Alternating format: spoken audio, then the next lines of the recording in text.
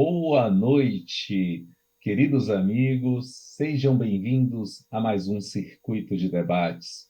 Vocês, espalhados por todo o Brasil, conectados com essa plataforma maravilhosa, com esse passo a passo que a Neurogastroenterologia Nacional está a cada dia mais se fortalecendo a cada um de nós, nossos consultórios. Gostaríamos hoje de agradecer em especial a todo o apoio que a Sociedade Brasileira de Motilidade Digestiva e Neurogastro tem oferecido, tem comprado a ideia dessa evolução.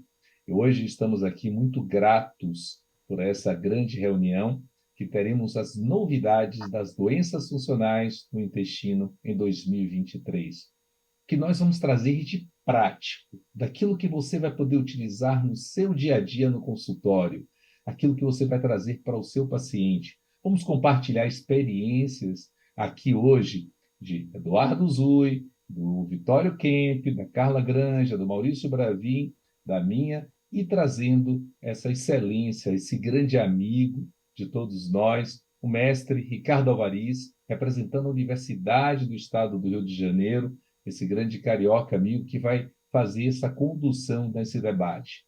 Queridos amigos, vocês terão lá do lado direito uma oportunidade de colocar lá no chat suas opiniões, suas considerações, será muito importante para todos nós.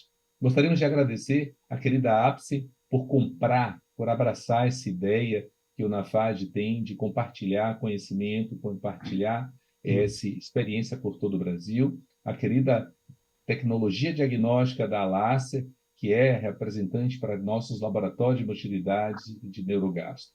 Então, um forte abraço a todos vocês. Sejam bem-vindos, meus amigos. Querido Ricardo, vamos começar, sem mais delongas, para a gente poder fazer essa noite extraordinária. Boa noite, Fábio. Boa noite a todos. Vitório, Zoe, Carla, Maurício, é um prazer estar aqui para falar sobre síndrome do intestino irritável, as novidades que a gente teve aí nesses últimos, vamos dizer, esses últimos 2 anos, e que foram pontuados tanto no DDW como em alguns guidelines recentes. Eu gostaria... Deixa eu ver. Pronto. Essa é a minha declaração de conflito de interesses e eu queria começar compartilhando com vocês o seguinte. Agora, a coisa de um mês atrás, o Neurogastroenterology Motility, ele teve uma publicação curiosa que foi as consequências do treinamento limitado nas desordens do eixo intestino-cérebro. Então, vocês vejam que essa linha aqui, ela marca em torno de 70%. Então, só 30% dos pacientes aqui em verde e amarelo, só 30% das pessoas que estudam gastroenterologia na Inglaterra se sentem realmente confortáveis em fazer ou comunicar o diagnóstico de doenças funcionais do eixo do eixo cérebro-intestino. Vou chamar de doenças funcionais porque a gente é mais prático um pouco. Mas só 30% consegue fazer ou comunicar o diagnóstico de doenças funcionais. Só 30% ou menos conseguem iniciar ou mesmo titular o uso de neuromoduladores e orientar uma segunda linha de tratamento para a síndrome do intestino irritável, também em torno de 20%, psicoterapia também, até mesmo a indicação para nutricionista, quando você deve indicar, que tipo de dieta você deve fazer. Eu estou falando de pessoas na Inglaterra, do primeiro mundo, estou falando em médicos formandos dentro da Inglaterra, mesmo aqueles sêniores, eles tinham uma dificuldade grande nisso. E o que me chamava mais a atenção, aqui do lado direito, é que a maioria deles se sentia, você vê que 70% deles se sentia realmente frustrado ou esgotado com as doenças funcionais e que preferia não ver esse tipo de paciente na prática, o que é muito improvável, uma vez que se você faz clínica geral, em torno de 10%, 15% do teu atendimento vão ser pacientes funcionais. E se você tiver dentro da gastroenterologia, provavelmente isso vai atingir 40%, 50% do seu atendimento. Mas eles não estão errados. Quando você termina um dia de atendimento de doença funcional, realmente você parece que a energia ela exaure um pouco. E quando eu voltei do doutorado de São Paulo, em 2005, 2006, eu assumi um ambulatório de gastroenterologia e os residentes falavam, vai, esse ambulatório é muito chato, um monte de pacientes que tem um monte de queixas, mas que não tem doença nenhuma. Então, esse é um conceito, às vezes, que a doença funcional traz. Ao mesmo tempo, a gente sabe que ela tem um custo muito elevado e a gente sabe que ela tem um comprometimento de qualidade de vida semelhante a quem tem insuficiência cardíaca. Então, você veja que você está lidando com uma doença muito frequente, é 15% da população, que tem um custo elevado em exames, em atendimento médico, 3 vezes mais cirurgia, e você tem um médico desmotivado a atender a doença que é mais frequente, de custo elevado, onde ele realmente faz um papel importante. Então, é, esse, o objetivo que eu gostaria de falar para vocês hoje é exatamente a dificuldade que eu encontrei desse grupo de médicos britânicos, que eu acho que espelha mais ou menos a nossa realidade, que é rever a abordagem diagnóstica e o tratamento, que são as duas coisas mais importantes, embora muito tenha se falado nesse DDW sobre a fisiopatologia que levaria a isso, quem sabe numa segunda oportunidade, quando isso estiver crescido um pouco mais, que eu acho que vai ser o grande mote do Roma 5, que deve sair em 2025, vai abordar. Então, o diagnóstico não mudou. Desde 2016, quando saiu o Roma 4, você tinha dor ou desconforto abdominal, passou a ser dor abdominal. E por que que eu insisto nisso? Porque, como é frequente chegar um paciente com uma diarreia crônica, especialmente quando ele está nervoso ou quando come algumas coisas, e diz, eu tenho síndrome do intestino irritável. Eu falei, e como é que a sua dor ela é intensa?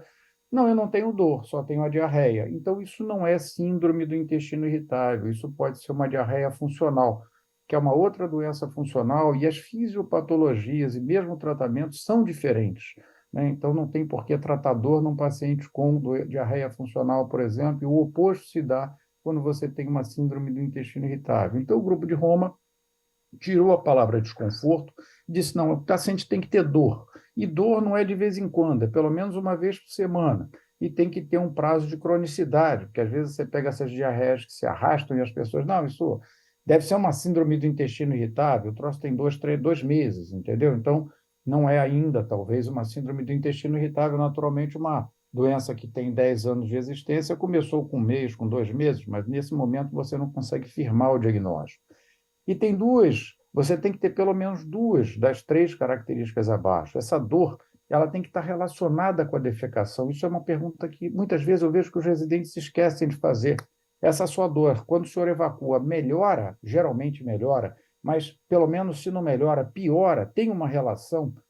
Você tem alteração da frequência das fezes, seja para mais diarreia ou para menos constipação, ou você tem alteração na forma ou aparência das fezes. Por que que entrou essa segunda característica? Na verdade, é para tentar definir o que que é diarreia e o que que é constipação, porque você tem 2 tipos de síndrome do intestino irritável e elas se comportam não sei se fisiopatologias diferentes, talvez isso não seja uma verdade, mas definitivamente com tratamentos diferentes à luz do conhecimento atual. Então, quando você tem mais de 25% dos movimentos intestinais alterados, né, aqueles anormais, consistentes de Bristol 1, Bristol 2, ou seja, essas fezes aqui encaroçadas, né, ou cibalos, como chamam, você tem, então, uma síndrome do intestino irritável na forma constipativa. Quando é do tipo 6 ou 7, você tem a forma diarreica. E se isso tem uma alternância grande, você pode estar num tipo misto ou até indeterminado, mas eu só chamaria a atenção de vocês porque o que eu vejo é o paciente constipado que toma um laxante e tem diarreia. Então, ele diz, ora eu tenho diarreia ou a constipação. Na verdade, ele tem uma constipação que tratou e deu diarreia, ou o inverso disso. Ele tem uma diarreia, tomou um remédio, um Limosec da vida, e ele prendeu o intestino, ele tem. Então, na verdade, ele só tem o tipo diarreico ou constipativo, ele não tem o tipo alternante. Tipo alternante é o que alterna entre as duas com uma frequência grande, sem a interferência de medicações.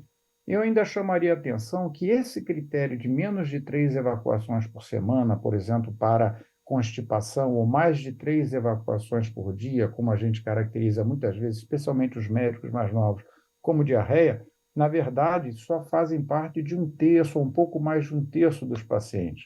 Se o paciente tem esforço para evacuar, ele tem uma constipação, ele evacua todo dia, às vezes mais de uma vez por dia, mas as fezes são endurecidas, ele faz muito esforço, isso é uma evacuação, ah, isso é uma constipação. E mesmo que ele evacue a cada 2 dias, se as fezes são claras, são líquidas, ele tem dificuldade de reter, isso pode caracterizar a diarreia. Não é incomum que esses pacientes tenham a sensação de evacuação incompleta. Eu evacuei, mas me parece que eu evacuei tudo, parece que faltou alguma coisa. Não é aquela sensação de evacuação plena. E temos ainda a sensação das fezes não passarem, ou mesmo da distensão abdominal, que é uma coisa que acontece com alguma frequência. Então, a escala de Bristol é essa que está aqui à esquerda. Então, quando você tem esses tipos 1 e 2 aqui, são tipos de constipação, e quando você tem o tipo 6 e 7, seria o tipo diarreico, estando aqui no meio, ao próximo da normalidade, as variações de normalidade. Então, veja que se você tem uma escala de dor aqui embaixo e esse paciente tem uma diarreia sem dor, ele tem diarreia funcional e não síndrome do intestino irritável. E se ele tem uma constipação, mas não refere dor toda semana, esse paciente tem, na verdade, uma constipação funcional. Apenas a presença de dor é que faz a caracterização de síndrome do intestino irritável, sendo a forma constipativa ou diarreica e, eventualmente, mista. E o inchaço e distensão, que faz parte deste grupo das doenças do eixo intestino-cérebro intestinais. Estaria em inchaço e distensão, isso também mudou em Roma 4, onde inchaço passou a ser a sensação subjetiva de gás preso, e a distensão é quando essa sensação vem acompanhada do aumento do diâmetro abdominal. E existem fisiopatologias diferentes para cada uma delas também. Por isso que é importante os senhores ficarem atentos no diagnóstico correto da síndrome do intestino irritável. Mas o que deixa provavelmente a maior parte das pessoas angustiadas é assim, mas eu não estou confortável, o cara tem dor abdominal todo dia, o intestino não funciona, como é que eu sei se ele não tem um câncer? Ou ao contrário, tem diarreia, a menina tem 30 anos, por que que não é uma doença de Crohn, não é uma retocolite, entendeu? Então, se você pegar um organograma tão simples quanto esse, com uma boa história clínica, botando dentro daqueles critérios de Roma 4, fazer exames complementares básicos e você afastar sinal de alarme, pelo amor de Deus, o cara pode ter síndrome do intestino irritável, afinal, 15% da população tem, 10, 15% da população tem, mas se ele tem sangramento, se ele está emagrecendo, se o início dos sintomas aconteceu com mais de 50 anos, se tem uma história familiar de câncer, ou mesmo se ele vem acordando com esses sintomas, acordando para evacuar ou acordando com a dor, naturalmente, essas coisas devem caracterizar sinal de alarme. E fiquem atentos também, porque às vezes a pessoa com síndrome do intestino irritável vai ter uma diverticulite ou vai ter algum tipo de sintoma novo, que pode ter, então, um sintoma diferente. Os sintomas de doença funcional, eles costumam oscilar, mas não mudar muito de característica. Na sua história clínica, vale a pena fazer uma história um pouco mais detalhada. Não é só saber se ele tem constipação, diarreia ou dor, mas saber se tem a relação da dor com o hábito intestinal, melhora ou piora.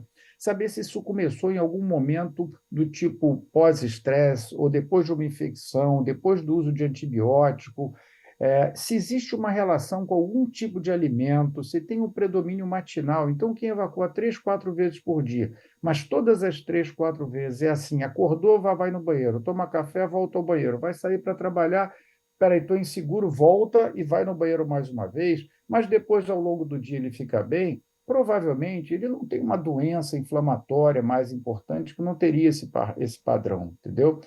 É, então, é muito importante, até no meio ocidental que nós vivemos, checar um pouco as comorbidades. Às vezes, esse paciente está vivendo numa condição de abuso dentro de casa, não obrigatoriamente sexual, mas o abuso de alguma pessoa mais austera, seja no trabalho, seja em casa, um relacionamento amoroso que está frustrado, entendeu? Tudo isso, às vezes, a gente tem que conversar um pouquinho com o paciente, fazer uma história um pouco mais detalhada. E aí eu pergunto assim, já vou até voltar aqui um pouco, nós estamos com um grupo assim super experiente em relação à vivência de doenças funcionais, Eu queria ouvir a opinião de vocês. O que vocês pedem de exame complementar para ficar tranquilos? Quando pedir colono, vai pedir investigação de doença celíaca, calprotectina, tomografia, enterografia? Fábio, Vitório, Zui, Carla, Maurício, como é que vocês conduzem aí os seus exames complementares, se a história for uma história muito típica de síndrome do intestino irritável? Boa noite, Uzui. Boa noite, Bravin. Sejam bem-vindos. Quem gostaria de começar? Boa noite, Boa boa noite. noite. Opa, Vamos todo mundo quer começar. começar, né, Zui? Não, por Vai lá, favor, por aí. favor. Os mais velhos primeiro aí, Brasil. Opa, Alva- então não é comigo, não. Alvaris, Vale. tudo bem aí? Tudo bom, Vitório? Uma história clássica, né? Uma história bastante sugestiva, numa idade assim, dentro do padrão do intestino irritável, sem sinais e sintomas de alarme. São poucos os exames que a gente pede, né? Principalmente para aqueles que têm diarreia, por exemplo, é mulher, se existe história na família de doença tireoidiana, embora não seja frequente, um exame para doença celíaca, é são exames de um hemograma, VHS, quiçá calprotectina, são exames bastante razoáveis que eu acho que dá uma robustez no diagnóstico. Perfeito, É Vitório. importante. Eu vou. Aqui a sociedade, isso houve uma dúvida grande, e normalmente, quando os pacientes chegam nos nossos consultórios, já chegam com tomografia, com ressonância, com enteroressonância e, às vezes, mais de uma colonoscopia. A verdade é que, se você fizer esses exames básicos com uma boa história clínica, uma vez que você afastou o sinal de alarme, você já pode começar o tratamento e pedir para esse paciente voltar 3 a 6 semanas. E o guideline britânico avaliou que os exames mais interessantes para você pedir nesse momento seria o hemograma completo, uma proteína C reativa, que é um pouco mais para a forma diarreica, mas também funciona para a forma constipativa. A sorologia para a doença celíaca, há uma certa dúvida, o guideline britânico incluiu isso. Ele acha que, inclusive, deve ser para a forma diarreica e constipativa. Já a Sociedade Americana admite que pode ser para a forma diarreica, mas o William Shea, que é uma autoridade dentro das doenças funcionais, ele realmente diz que só deve investigar rotineiramente naquela população que tem mais de 1% de prevalência. E a calprotectina entrou forte nessa história, porque acho que todos nós, diante de uma dor abdominal com diarreia, de uma paciente de 20, 30 anos, incomoda. Quando você faz uma calprotectina, isso te ajuda a fazer um diagnóstico diferencial se você deve ou não deve pedir uma colonoscopia. Por que menos de 45 anos? Porque atualmente, com mais de 45 anos, você já pede a colonoscopia. E, por favor, se você vai ter mais de 45 anos e vai pedir colono, você não precisa de calprotectina, você já tem um outro critério para avaliar processo inflamatório. Tá? Então, só que o critério aqui para a síndrome do intestino irritável, que a Sociedade Britânica botou, é realmente você ter um valor superior a 250, que aí seria uma coisa mais forte em termos de evidência. Eu te diria que, pessoalmente, você pode pedir a colonoscopia com biópsia depois dos 45 anos, pode pedir quando você tem uma suspeita de colite microscópica, por exemplo, pacientes com mais de 50 anos que usaram alguma medicação, especialmente se a pessoa acorda, mulheres que acordam à noite com diarreia, vale a pena ver a questão da colite microscópica. Naturalmente, quem tem aumento de calprotectina, a gente vai drenar para isso, mesmo antes dos 45 anos. Embora não esteja contemplada, eu acho, concordo com o Vitório, acho que um TSH, pelo menos, vale a pena você fazer. Considerar sempre, dependendo do caso, da área endêmica ou não, você considerar um parasitológico de fezes, né, ou até mesmo alguma coisa empírica do ponto de vista de tratamento, e sempre considerar se essa diarreia matinal não está ligada, por exemplo, ao uso de leite de manhã ou de derivados do leite pela manhã. Tem uma publicação curiosa que era paciente dizendo assim, me trataram 30 anos para uma doença que eu não tenho.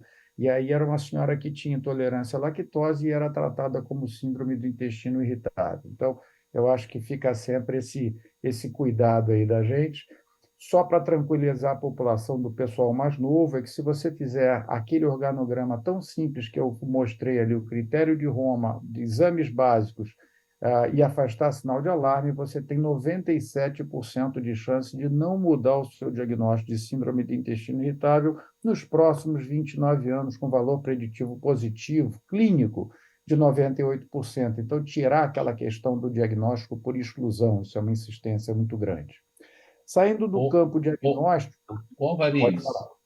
eu acho que só para a gente poder voltar um pouquinho ali, estamos com muitos amigos novos que estão começando, e a gente pode compartilhar um pouco da experiência do diagnóstico. A calprotectina, acho que tem um valor fundamental, e assim, para nós que estamos numa linha básica, não só na avaliação terciária, mas é que ela tem um valor preditivo negativo muito forte. Eu acho que aquilo que você colocou, e talvez que o conselho tenha trazido, que é uma calprotectina normal de um paciente com diarreia, com menos de 45 anos, é realmente uma boa história clínica, uma agenda alimentar, para poder ter observação nisso, fazer uma pesquisa de toda uma linhagem psicológica para esse paciente, para que nós possamos ter a oportunidade de iniciar um tratamento e uma reobservação, como você colocou.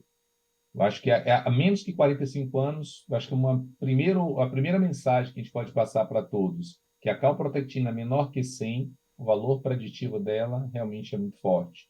Então, entre Perfeito. 100 e 400 e 249 fica aquela zona nebulosa que precisaríamos ter mais observação, realmente ponderar se esse paciente tem alguma raiva hemática, se está tendo perda, se está tendo anemia, dinamia, se está tendo distensão, febre em algum momento, e aí sim antecipar uma colonoscopia. Não sei se todos concordam comigo, mas eu acho que o valor preditivo na calprotectina realmente impacta muito. A sorologia é realmente da nossa prática. Eu gostaria de ouvir até de todos os outros. Eu, eu peço para o paciente que é diarreico, o paciente que tem acesso e que é diarreico, e que tem realmente uma história familiar e que passa também por uma história clínica. O Zui, Bravin, que trabalham com intolerâncias alimentares. O que vocês poderiam dar de, talvez, pontos de inserção para os nossos colegas?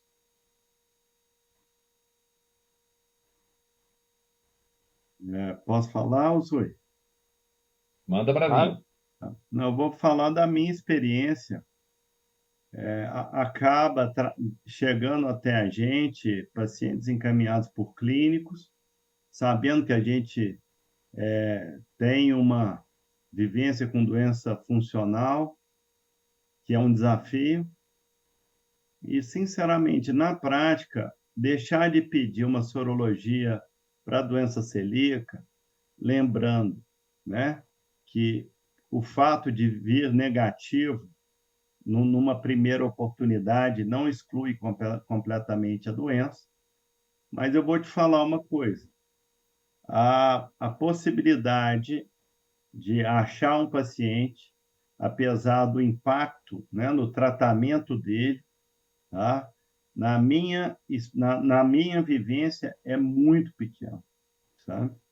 Na minha, como eu observo, é muito pequeno. Entretanto, eu acho importante pelo posicionamento o qual a gente se apresenta na escala, entendeu? De, da, na escala assim, de procura do paciente. O paciente, em geral, com esse perfil, ele já circulou vários colegas que, inclusive, já falaram sobre síndrome do intestino irritável várias vezes. E o paciente, muitas vezes, procura uma certeza de diagnóstico, uma vontade de ter um melhor esclarecimento. Isso não quer dizer que a gente tenha que abusar de exames, né? Eu acho que a gente tem que reforçar positivamente o que a literatura nos fala, e não existe absolutamente nada que seja superior numa situação desse tipo, de uma doença crônica, de difícil controle, especialmente os casos, né, mais acentuados, do que uma boa relação médico-paciente. Lembrando, gente, que a orientação da Federação Brasileira de Gastro é sempre fazer um exame parasitológico de fezes, né? Preferencialmente 3 amostras, né? E, por vezes, o tratamento empírico, tá? Que também é aceitável, obviamente, tá? Agora, em relação à colonoscopia, quando a gente chega nesse ponto, tá? Eu acho que a gente pode conversar um pouco mais para frente, especialmente com os colegas endoscopistas, né? Professor Alvariz e professor Uzui, é que está abaixando, está se observando uma diminuição do diagnóstico de pacientes com colite microscópica. Então, mesmo na ausência de alterações da colonoscopia, especialmente grupos de pacientes, né, com medicamentos específicos, com uso crônico de alguns antidepressivos, até mesmo de IBP já está já está sendo aventada essa possibilidade, das múltiplas biópsias, tá? E dependendo do patologista, você tem um ganho diagnóstico. Então, a gente sabe que na nossa prática a gente vê muita colite, a gente por vezes vê o que a gente chama o que os patologistas chamam de colite inespecífica, onde tem uma geração mais nova de patologistas que acha evidências dos principais tipos de colite microscópica, né? A colagenose e a linfocítica. Então, a gente tem que ficar atento a isso, porque essa colite inespecífica pode ser menos inespecífica do que a gente imagina, dependendo do patologista, tá? Então, era isso que eu queria só salientar nesse instante. Eu gostaria que, se alguém não concorde comigo, ou que concorde, que ele manifeste, porque são conceitos novos, e a gente, às vezes, tem dificuldade até de digeri-los por conta da dificuldade em indicar colonoscopia em pacientes mais jovens. Tá? Muito obrigado. Obrigado, Bravin. Uzui. Vamos, Uzui, termine de fazer uma consideração rápida para o Alvariz seguir. Nós temos muito debate pela frente. Não, concordo. Tudo que foi dito agora, a apresentação está sendo muito boa, né? Uma boa história, e que muitas vezes é isso que faz toda a diferença, e a gente tem visto cada vez menos isso, né? Muitos médicos fazendo uma história mais curta, investigando mais. Acho que a gente tem que voltar para isso. A doença funcional foi muito bem especificado aí, explicitado que a história é que faz a diferença, né? E a chave é dor, né? Se o paciente não tem dor, ele tem outro diagnóstico que não intestino irritável, né? Fabinho, só para já responder essa questão, o Cristiano Baffi, professor Ricardo, ele pergunta assim, que em outras situações não inflamatórias pode haver elevação da calprotectina. Tenho observado situações desse tipo na prática clínica. Então, a calprotectina ela corrobora a sua hipótese diagnóstica. Se você tem aí uma diarreia, a calprotectina ela sobe principalmente em doenças inflamatórias, só que você tem uma gama enorme de doenças inflamatórias. Você pode ter qualquer lesão que você tenha do cólon também, por exemplo, lesão por anti-inflamatório, que não é uma lesão inflamatória, mas é uma lesão isquêmica, também pode acontecer isso. Normalmente, ela não costuma elevar tanto quanto quando você tem alteração no intestino delgado. Ou é delgado distal e mais cólon do que propriamente quando você tem quando você tem doenças do delgado mais proximal. Então, ajudaria, por exemplo, em doença de Crohn, se você tiver no ilho mais distal. Agora, eu acho que a calprotectina, Carla, na verdade, um divisor de águas, né? Você está com um paciente jovem, você está com uma paciente com dor abdominal e você está com uma paciente com diarreia. Então, e aí, eu investigo ou não investigo? Será que isso é uma patologia? Será que isso não é? E aí, é que eu acho que a calprotectina normal te tranquiliza nesse sentido para você realmente poder fazer um tratamento clínico para a síndrome do intestino irritável e ver a resposta, ou você investigar. E aí, naturalmente, você vai investigar para ver o que tem. Então, vai para uma colonoscopia, vai para uma enterografia, por tomografia ou por ressonância, você vai fazer alguns outros exames, entendeu? Mas, do ponto de vista, aqui para a gente é um divisor de águas se deve ou não deve fazer a investigação. Acho que esse é o ponto mais importante. Perfeito.